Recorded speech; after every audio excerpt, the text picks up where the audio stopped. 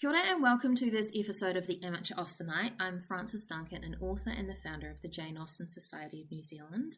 My very special guest today is my friend Gretchen, who is joining us all the way from beautiful Hawaii. Hi, Frances. Gretchen was nice enough to have me stay with her when I visited Hawaii in 2019? Yes. 2019. And today we're going to be discussing Letter 27 of Lady Susan. 27. Mrs. Vernon to Lady de Courcy. Churchill. This letter, my dear mother, will be brought you by Reginald. His long visit is about to be concluded at last, but I fear the separation takes place too late to do us any good. She is going to London to see her particular friend, Mrs. Johnson. It was at first her intention that Frederica should accompany her for the benefit of Masters, but we overruled her there. Frederica was wretched in the idea of going, and I could not bear to have her at the mercy of her mother. Not all the Masters in London could compensate for the ruin of her comfort. I should have feared, too, for her health, and for everything but her principles. There I believe she is not to be injured by her mother, or her mother's friends. But with those friends she must have mixed, a very bad set, I doubt not, or have been left in total solitude, and I can hardly tell which would have been worse for her. If she is with her mother, moreover, she must, alas, in all probability be with Reginald, and that would be the greatest evil of all. Here we shall in time be in peace, and our regular employments, our books and conversations, with exercise, the children, and every domestic pleasure in my power to procure her, will, I trust, gradually overcome this youthful attachment. I should not have a doubt of it were she slighted for any other woman in the world than her own mother. How long Lady Susan will be in town, or whether she returns here again, I know not. I could not be cordial in my invitation, but if she chooses to come, no want of cordiality on my part will keep her away. I could not help asking Reginald if he intended being in London this winter, as soon as I found her ladyship's steps would be bent thither, and though he professed himself quite undetermined, there was something in his look and voice as he spoke which contradicted his words. I have done with lamentation. I look upon the event as so far decided that I resign myself to it in despair. If he leaves you soon for London, everything will be concluded. Your affectionate, etc., C. Vernon. I noticed a couple of differences in the versions of the letter that we have. He intended being in town, it says in mine, and in yours it says he intended being in London. And I always wonder if it's an editor's choice or whether it's difficult to read Jane Austen's writing if you're going from the original. Yeah, I don't know. I didn't realize there were any differences because there are several of her writings that I have in more than one edition, but I think this is the only copy I have of Lady Susan. It's in a huge, big compendium book that has all of her writings in it. It probably doesn't have a standard edition because it's not as well known as her other novels. Mm-hmm. Potentially, I don't know. I'm reading a Penguin Classics edition. Well, I really enjoyed rereading it. It is such a really well-written story that I wonder if, had she lived longer, Jane Austen, I mean, if she might have chosen to maybe make it into a novel. The character of Lady Susan is so well formed, so well structured. I mean, she is what she is, and she makes no apologies for herself. She's just a very strong leading character.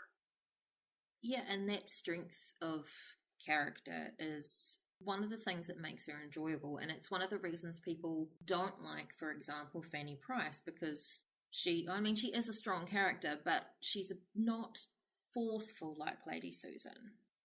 Yeah. I look at those two as polar opposites. You know, there's the whole range of female protagonists in Jane Austen's work, Lady Susan's on one end, Fanny Price is on the other, and then Anne Elliot and Elizabeth Bennet, and the other ones are somewhere in the middle. But what talent to be able to write such different characters. Yes. I mean, they all are so different, and they all have strengths and weaknesses. But this particular one, I mean, she is so totally self-absorbed, unempathetic to anyone other than herself and her own needs. And the word that came to my mind was diabolical. You don't want to get in her way because she thinks she can manipulate everyone to her needs. Maybe my favorite character was Mrs. Vernon because she learned the hard way when Lady Susan tried to prevent her marriage to Mr. Vernon, and it didn't work. And so there was nothing that Lady Susan could do to get past that discrimination that Mrs. Vernon had toward her. She just was not going to be sweet-talked at all. She was always very suspicious of Lady Susan and her motives, and really would not have invited her to come and stay with them. But her husband did, and there she is on the doorstep. Yeah, and she even says in this letter that she couldn't be cordial in inviting her again, but if she chooses to come, like she did before, no want of cordiality on my part will keep her away. It's true. Yeah. She'll just turn up. If she needs a place to stay, she will be there, and you have no choice about it. It's an uncomfortable position for Mrs. Vernon, and I wonder whether Lady Susan is made uncomfortable by it or not. I think she's uncomfortable in that she can tell she's not making any headway with Mrs. Vernon, where she can kind of manipulate Mr. Vernon, and she, was certainly manipulating Reginald. She hasn't made any headway with Mrs. Vernon, and it frustrates her, but she just figures she'll work around her. I find the start of this letter kind of amusing because she's writing to her mother that this letter will be brought to you by Reginald. Her mother knows this. It's purely for our benefit. So we know this will be hand-delivered by Reginald. I don't know why she would say that when he's going to bring it, but, maybe that's her way of getting into the fact that he's finally leaving. And, is it because she's leaving now too and there's no reason for him to stay? I think it shows a little bit of the limitations that Jane Austen was recognizing with the letter format. How do you convey all the things that are happening? Yes. But she's very clear that she thinks that he's going because Lady Susan is going. She couldn't help asking if he was going to be in town because she found out that that's where Lady Susan was going. And she says, I look upon the event as so far decided that I resign myself to it in despair. So the event is their marriage. Yeah, I think they call it an understanding in some of the other books. She is convinced by the way Lady Susan is behaving, and then by the way Reginald is behaving, that they have come to an understanding, which basically means that they're engaged, they just haven't told anyone yet. Which they're grown-ups, they don't have to. They have no one's approval to seek. Well, she's just trying to warn her mother what the situation is, so maybe her mother doesn't put her foot in it talking to Reginald.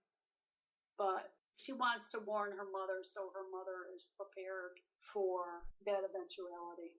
Frederica is staying with the Vernons, which they're happy about. Yes. She's like her mother's bad society. Also, if she's with her mother, she'll probably be with Reginald, which is doubly painful.